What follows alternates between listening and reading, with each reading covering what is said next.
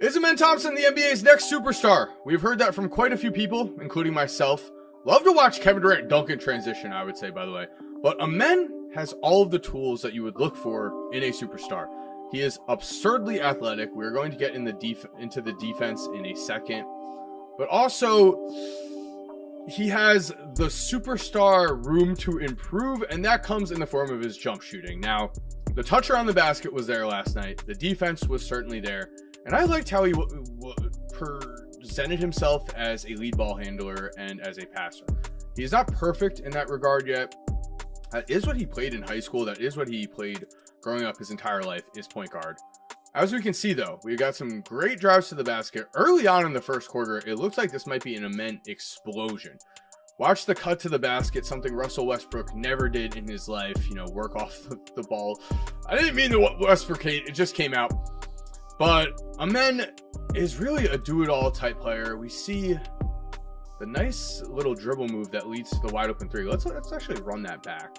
So it's like little hesitation here, just absolutely gets everyone. Boom. Fools Caruso. So he had wide open shooter here. He actually had multiple wide open shooters. Chooses Eason. He knocks it down. Overall, Amen with the blocks, with the defense on Shea. He made Shea's night difficult the entire game. But, and also, let's remember, Amen did not expect to be in this role. He is a point guard. That is the position he played growing up. He also has been playing power forward, as we're about to look at with his stats for the Rockets, just because they needed a way to get him on the court. He's been that good. But look at these moves to the basket. Not only do we have athleticism, we have some great finishes. Here we go. His ball handling is being tested. There's Chet at the rim. I do want to pull up right here, though, Amen's crafted NBA, his advanced numbers from last season. They are absolutely jaw-dropping. As we can see, 97th percentile in their defensive plus-minus. Why? He's versatile, 79th percentile. His block percentage is 87th percentile. That is insane. He is, again, grew up as a point guard, might end up just being a secondary ball handler in the NBA, but the point guard potential is there, along with rim defense, 94th percentile. This means that opponents who took shots versus Amen shot 9.4% worse than an average defender. So if you went up against Amen, 9.4% worse, as a lot of times you were getting swatted. On top of this, great deflections, great at forcing turnovers, just all of this is really good.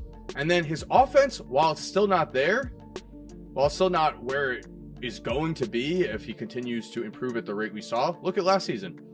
27.5% from three, up already from 13.8% as a rookie. Now, he did shoot 0 for 7 from three last night. He had that Kobe mentality of keep shooting. I'm a huge fan of him, man. I will admit that. So I like the fact that he took that many shots and that he's that comfortable taking that many shots. We do want to see them to start to go in, but look at this. Passer rating, 75th percentile. All of these really great. Free throw rate, 88th percentile. True shooting percentage, even though he didn't have a jumper, 78th percentile. So Amen, maybe more impressive than people even realize right now on the offensive end, because I do want to pull up his shooting numbers. So if we look, yes, the three-pointer is not there, right? But here we are, this nice little 10 to 16 feet range, 48.8%. That is not perfect. It is not, Shai Gilgeous-Alexander levels at all. What we're looking for, though, in a young player is improvement. Also, 76% at the rim. Amazing. Elite. But here we go. These two things right here, 46% around 3 to 10, then around 49%. The year before, what did he shoot? We are about to find out right now. 29.2% on less attempts. So obviously, as we can see, getting more comfortable as a shooter. I was able to actually speak to him personally in Atlanta when he was on Overtime Elite. At the time, Ja was in a different place. Ja was in that he is the leader of the Memphis Grizzlies, the leader of the franchise. I mean, he might still be the leader, but he was seen as one of the next faces of the league. And Amen was telling me he wanted to have that responsibility. He wanted to not only be a star in the league, he wanted to be a franchise player that the entire city embraced and loved. So personally, I think with what we saw in the playoffs last year, I think what we see with these absurd athletic plays, LeBron even said that the Thompson twins are just not like us. Like, what? LeBron literally said the Thompson twins are not like us. They are different in terms of their athleticism. As just watching some of these absurd athletic clips, it's just, look at this dude. Look at that. It's insane. He has this athleticism. He has the defensive stats are very important because it shows his overall